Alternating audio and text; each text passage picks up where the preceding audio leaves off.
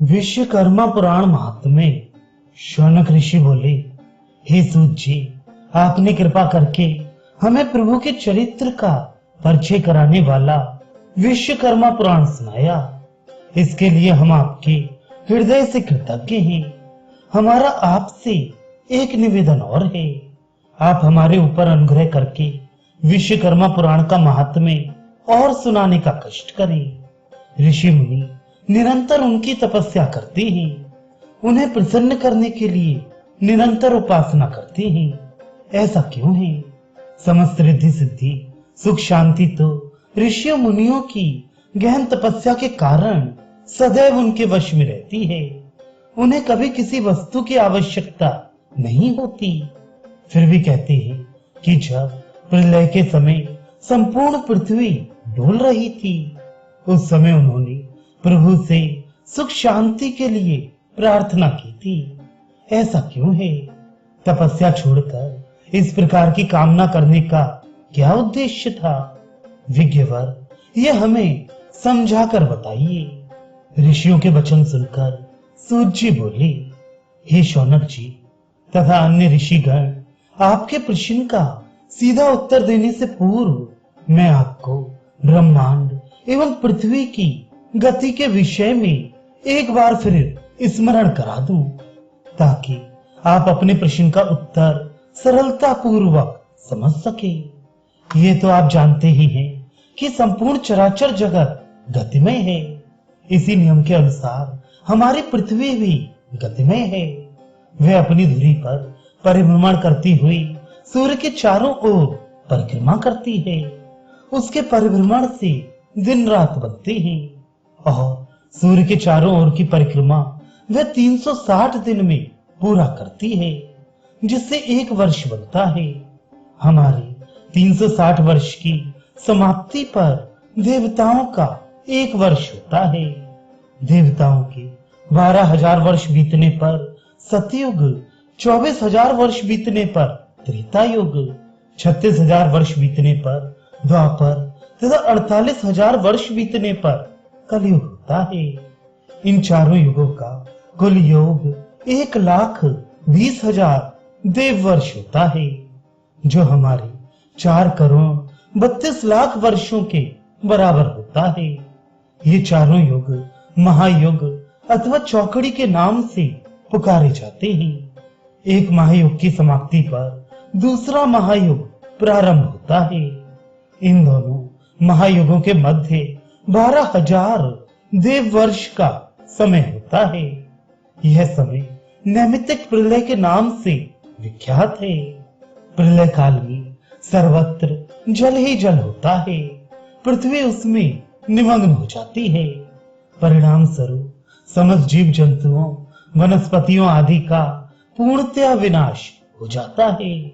जब सृष्टि के प्रारंभिक काल में सबसे पहला नैमित्तिक प्रलय होने वाला था, तब सारे संसार में भीषण हाहाकार मच गया।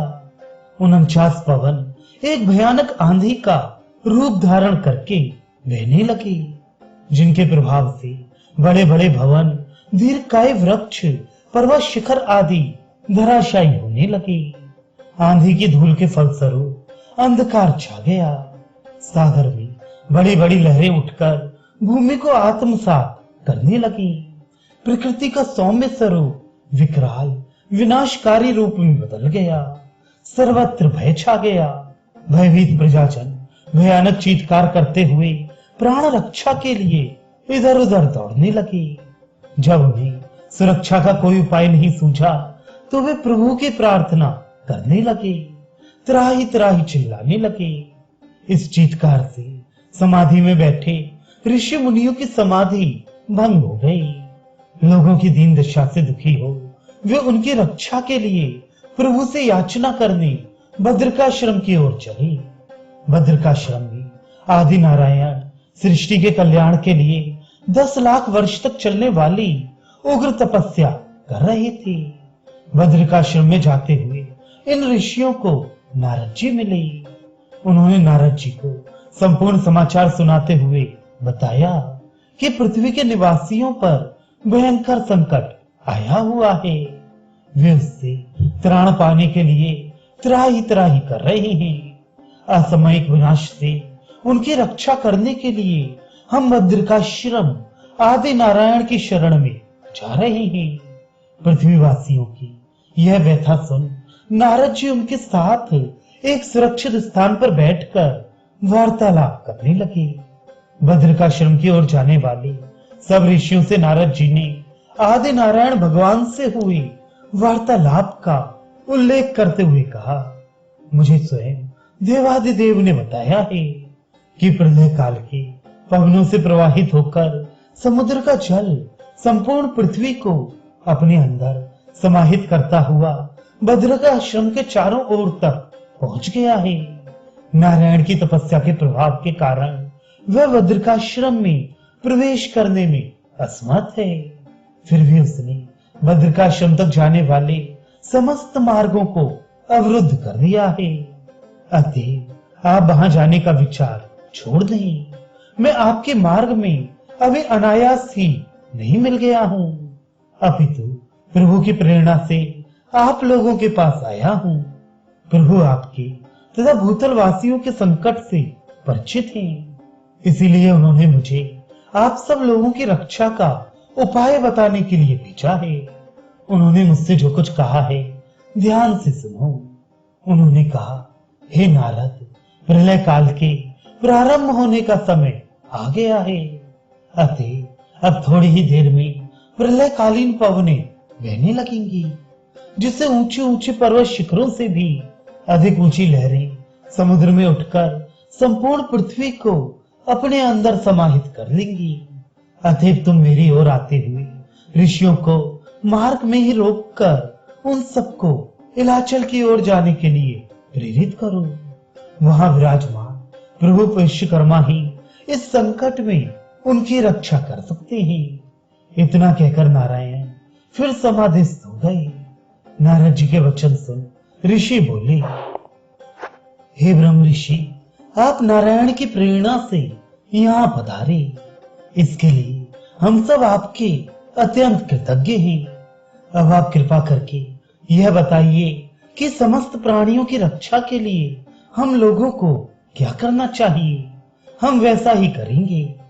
ऋषियों का प्रश्न सुनकर नारद जी बोले, हे ऋषियों, जो लोग हमारे साथ चलने में समर्थ हों तथा चलने की इच्छा रखते हो, उन्हें साथ लेकर यथाशीघ्र इलाचल की ओर चलना चाहिए, क्योंकि अब शीघ्र ही संपूर्ण पृथ्वी समुद्र के जल में समा जाने वाली है। केवल बद्रिकाश्रम तथा इलाचल जल में निमग्न नहीं होंगे। इस प्रलय के पश्चात पुनः सृष्टि का निर्माण होगा, किंतु इस समय जो प्राणी, जीव जंतु, वनस्पति, वृक्ष, पर्वत आदि जल में डूब जाएंगे, वे फिर उत्पन्न नहीं होंगे। हम जिस इलाचल पर चल रहे हैं, वहां आजकल शेष नारायण अपने अंश से ब्राह्मण का रूप धारण करके वात्स्यायन आदि ऋषियों को उस महापुराण की कथा सुना रहे हैं, जिसमें प्रभु विश्वकर्मा की विविध मनोमुग्धकारी एवं सुखदायक लीलाओं का वर्णन है। जो भी इस महापुराण का निष्ठा पूर्वक श्रवण करेगा, वह प्रलय के आतंकमय विनाश से सुरक्षित रहेगा। प्रलय काल के पश्चात जब सृष्टि का पुनः निर्माण हो, तभी सभी आवश्यक वनस्पति एवं औषधियां पुनः उत्पन्न हो सके। इसके लिए हमें आवश्यक बीज इलाचल पर ले चलने चाहिए। जब वे बीज सुरक्षित रहेंगे, तो उनसे प्रलय काल के पश्चात फिर वृक्षादि उत्पन्न हो सकेंगे। नारद जी का ये सत्परामर्श मानकर लोगों ने सब प्रकार की वनस्पतियों एवं औषधि के बीज सुरक्षित रख लिए। इलाचल पर पहुंचकर लोगों ने नारद जी के निर्देशानुसार विश्व कुंड में स्नान कर प्रभु विश्वकर्मा का ध्यान किया तथा अनेक प्रकार से उनकी स्तुति की। इसके पश्चात ऋषिगण चंपक वन में गए, जहां शेष नारायण ब्राह्मण के रूप में अपनी पुत्री इला तथा जमाता इलाचल के साथ बैठे प्रभु विश्वकर्मा की लीलाओं का वर्णन कर रहे थे। नारद जी सहित समस्त ऋषि एवं भूतलवासी प्रभु की कथा सुनने में इतने लीन हुए कि उन्हें यह भी ध्यान न रहा कि 12,000 वर्ष कब बीत गए। इस अवधि के समाप्त होने पर प्रभु ने स्वयं पधार कर दर्शन दिए। नारद तथा ऋषि कृतार्थ होकर नाना प्रकार से उनकी स्तुति करने लगे। उनकी स्तुति से प्रसन्न हो प्रभु ने पृथ्वी को जल से बाहर निकालकर उसे पुनः स्थापित किया। दुखी लोगों को एक बार फिर से नया जीवन प्रदान किया। सूत जी कहती है, इस महापुराण को श्रवण करने से सब लोग जिस प्रकार प्रलय की यातनाओं से बच गए, उसी प्रकार जो स्त्री पुरुष आज भी श्रद्धा पूर्वक विश्वकर्मा पुराण का पठन अथवा श्रवण करते हैं, उन्हें सांसारिक बाधाएं नहीं व्यापती और अंत में वे भवसागर के बंधन से छूटकर मुक्ति को प्राप्त करते हैं।